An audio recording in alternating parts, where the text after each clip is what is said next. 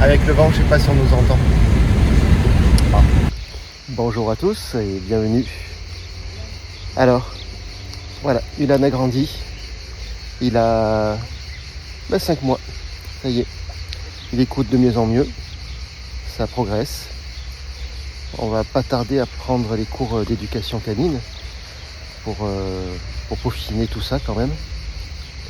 Et voilà, donc les petites balades sans laisse. Il les suit bien, il s'échappe pas. Il écoute son maître, Nat, avec le assis, le tu attends. Non, tout ça se passe bien. Ça se passe très très bien. C'est bien mon garçon. C'est bien mon garçon. Viens. Viens. Apporte. Apporte. Là. Ulan, là. Merci. Assis. Ulan. Assis.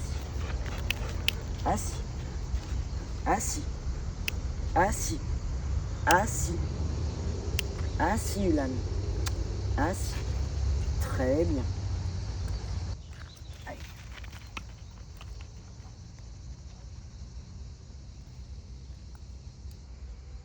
Apporte. Ouais, super. Bien. Voilà, Ulan a 5 mois.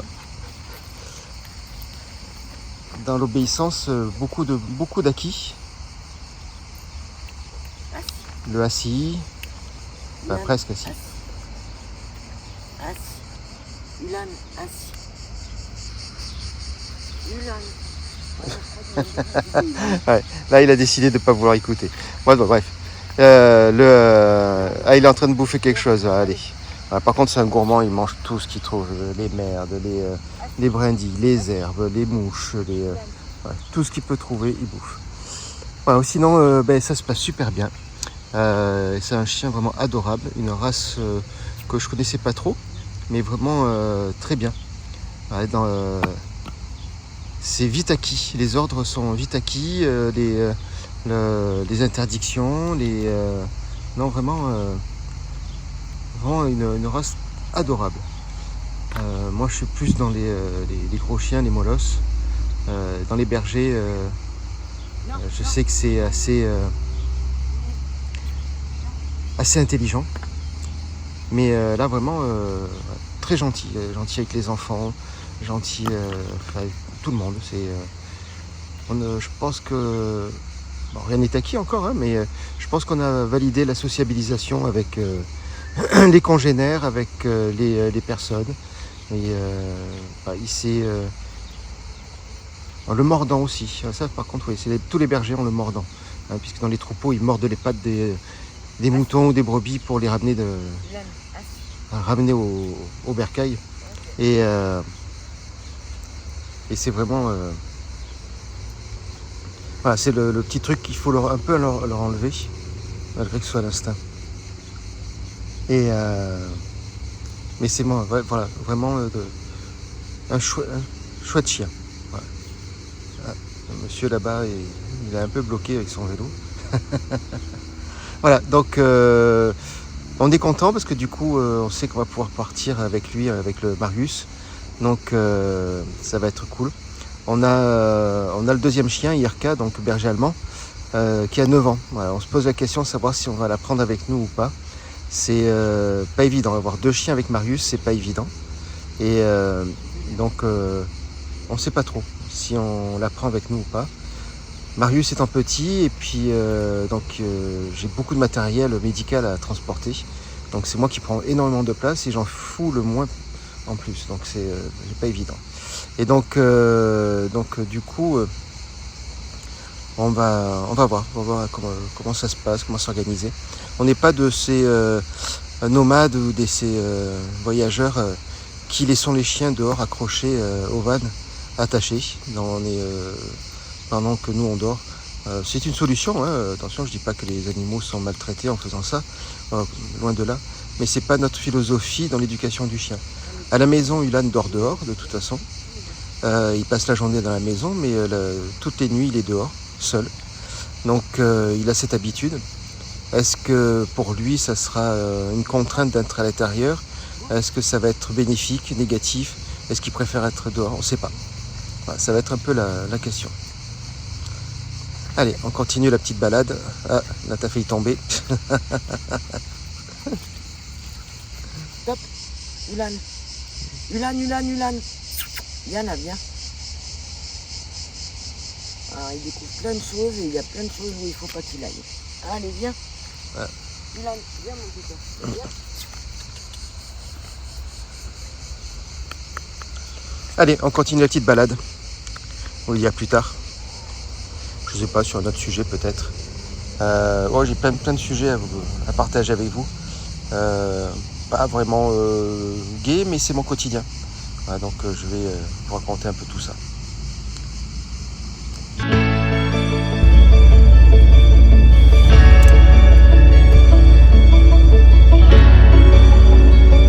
Bonjour à tous, on se retrouve à bord de Marius et je vais vous parler de douleurs, mais des douleurs fantômes. Qu'est-ce que la douleur fantôme? À ne pas confondre avec le membre fantôme. Les douleurs fantômes, c'est quelque chose avec lesquels je vis au quotidien depuis bientôt 3 ans. Douleur fantôme, c'est une sensation qu'envoie le cerveau. J'ai noté quelque chose sur ce que je cherchais du coup pour connaître réellement. Pour trouver des termes vraiment techniques, on va dire, parce que moi je peux vous expliquer comment moi je les ressens, mais ça ne veut pas dire que c'est personnel en fait. Voilà, c'est pas tous les amputés. Les douleurs fantômes ne sont ressenties que par les personnes amputées, membres inférieurs ou membres supérieurs. Voilà, cette information, le cerveau en fait n'accepte pas le fait qu'il manque un membre. Donc il continue à envoyer toujours les informations. Je vais vous dire ce que j'ai lu. Les douleurs fantômes sont une sensation de douleur ou d'autres sensations dans un membre amputé. Elles sont très fréquentes chez les personnes amputées de toute façon et elles peuvent nuire dans le quotidien. C'est quelque chose qui est assez compliqué à gérer. Donc il y a des traitements. Pour ma part, j'ai eu morphine, j'ai eu après neuroleptique. Donc entre autres le Norentin que je prends encore aujourd'hui, qui aide en fait à... Je vais revenir après sur autre chose. Il y a plein d'informations qui arrivent dans ma tête et c'est compliqué à les gérer. Le Norentin, le traitement, aide à supporter les douleurs. Donc on est sur quelque chose qui est... c'est un traitement que l'on donne en fait aux épileptiques. Ce qui soigne d'après d'un côté, abîme de l'autre, surtout sur du long terme. J'ai lu que ça pouvait donner, ça déréglait beaucoup de choses. On lit de tout et rien sur Google, pour pas le citer. C'est la grande encyclopédie. On dit de tout et rien en même temps. Lorsque je pose la question aux médecins sur ces neuroleptiques, on me dit que non, sur les effets indésirables en fait. On me dit que non, il n'y a pas d'effet indésirable, mais au final, toujours, vous prenez un Doliprane, ça a des effets indésirables à côté. Vous prenez n'importe quel traitement, tout ce qui soigne d'un côté abîme de l'autre de toute façon. Je pense qu'il n'y a vraiment que les traitements naturels, ce que la nature nous apporte, qui éventuellement ne peuvent pas abîmer. Bien qu'il y ait des choses qui... on parle du CBD. Alors le CBD pour les douleurs fantômes, je pense que ça doit être efficace. Je pense. Je n'ai jamais essayé, je n'essayerai jamais. J'ai de gros problèmes avec tout ce qui est addiction. Alors on me dit, oh là, non, le CBD, il n'y a pas d'addiction. Et il n'y a pas de toxine qui va te donner l'addiction et de vouloir toujours en prendre plus. Mais si. Le but, c'est de combattre ta douleur. Le jour où tu arrêtes de prendre ton CBD, que les douleurs reviennent, tu vas vite te rejeter sur ton CBD. L'addiction, elle est là. Pour moi, elle est là. Voilà, l'addiction, elle est pour soulager quelque chose. Il y a des personnes qui vont prendre du CBD pour pouvoir dormir. Le jour où ils vont arrêter le CBD, ils vont hop, refaire des insomnies. On dit oh mon Dieu, j'ai oublié de prendre mon CBD, vite, pour que je puisse dormir. Voilà. Il faut faire attention. Je pense que c'est quelque chose où il faut vraiment faire attention dans ces traitements, naturels ou pas. Donc on sait très bien que tout ce qui est chimique, pharmaceutique, ça détruit après à côté. C'est pas un secret. Mais tout ce qui est naturel peuvent aider. Mais à faire attention, à se servir avec parcimonie. Voilà, vraiment bien comprendre que de toute façon, tout ce qui va te soulager de quelque chose, si jamais ton cerveau va te dire, va t'envoyer l'information, si tu t'arrêtes, tu vas avoir mal. C'est là où ça devient compliqué. Donc pour ma part, voilà, j'ai CBD, non, j'en veux pas. Je prends le Norentin encore, mais alors j'ai un dosage très très faible, c'est comme si j'en prenais plus. Je pense que c'est plus psychologiquement, ça fait un effet placebo, ça fait voilà, ça m'aide psychologiquement à me dire oh j'ai pas de douleur. Au final j'en ai tout le temps des douleurs fantômes. La douleur fantôme, pour y revenir, donc c'est l'information du cerveau. Le cerveau, lui, la belle machine du corps humain qui gère tout, c'est le moteur, c'est avec le cœur, ça fait partie des choses vraiment qui gèrent tout. Le cerveau, lui, n'accepte pas le fait qu'on enlève une partie d'un membre. Donc, pour lui, le système nerveux, il a été coupé, mais le cerveau, lui, il continue, en fait. Il continue sur un réseau fantôme. Et il va jusqu'à la pointe des orteils. Là, le moment où je vous parle, je ressens mes orteils que je n'ai plus. Je les regarde, je ne les ai plus. Mais par contre, je le ressens. J'ai des sensations de brûlure, de coupure, des sensations pas très agréables, puisque les derniers souvenirs, les dernières informations qu'a reçu mon cerveau sur ce membre, ce n'a été que douleur, souffrance, puisque le pied a été tellement abîmé, arraché, disloqué, que du coup l'information nerveuse a été comme ça, c'est ce qu'il en est. Et donc ce membre-là, pour moi, il existe encore. Je le ressens en permanence dans ces douleurs. Donc c'est, voilà, si je peux donner mon avis personnel, toujours pareil, c'est mon propre ressenti. Donc mon avis personnel sur les douleurs fantômes,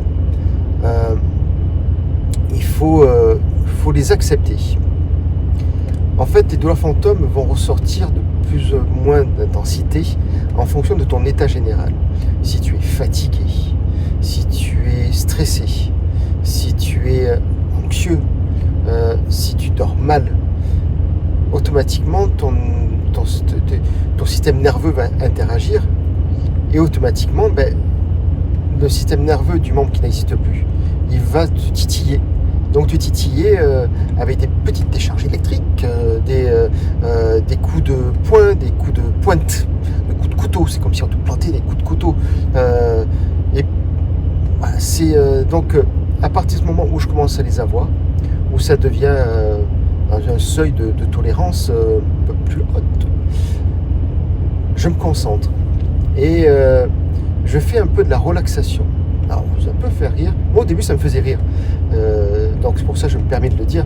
Faire de la relaxation comme du yoga, avec des grandes inspirations et des expirations, et ça permet de te concentrer sur autre chose et de plus penser à rien et de te calmer au final. Et au final, ces douleurs fantômes, s'estompent petit à petit et elles disparaissent. Et ça c'est magique par contre, parce que du coup tu n'as pas pris de médicaments pharmaceutiques, naturels, tu n'as pas d'addiction, même si tu as une addiction sur cette respiration, de toute façon il te faut respirer pour vivre. Donc l'addiction est liée, tu as ce besoin fondamental pour vivre, il faut que tu respires. Donc c'est pas mal. Moi je trouve ça pas mal. Donc voilà, c'est la minute docteur. Non, c'est voilà, c'est les douleurs fantômes. Voilà, c'est quelque chose que on a du mal à comprendre, surtout lorsqu'on est valide. On m'aurait parlé de ça en étant valide, j'aurais du mal à comprendre. Il faut vraiment le vivre, le subir pour l'interpréter et le comprendre.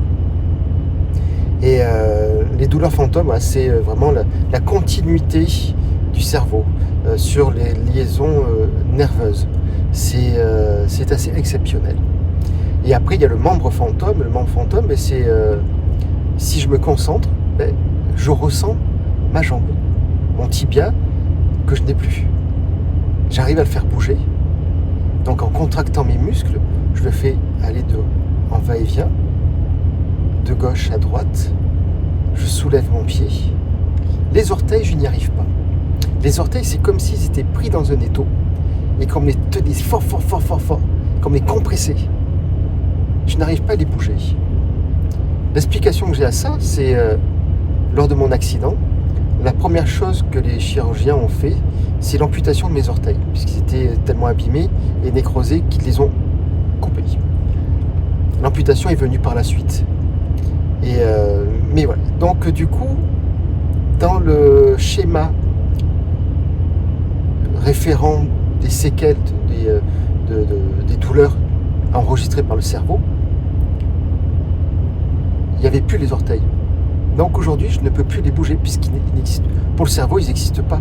Ou tout au moins, ils sont prisonniers. Donc j'ai c'est en permanence cette sensation d'étau sur les orteils et avec des petits va-et-vient, vous savez, quand on se cogne des fois le coude, là, ici, juste ici, là, ça fait mal, hein, ça fait très mal, hein. Voilà, mais moi ça jette tout le temps. Mais on s'y habitue, plus ou moins on s'y habitue. Ouais, c'est des bonnes décharges quand même. Mais on ne s'est pas cogné, bon. Bref, c'est pas terrible, voilà, je voulais vous partager un peu de mon quotidien très réjouissant, mais qui font partie de ma nouvelle vie.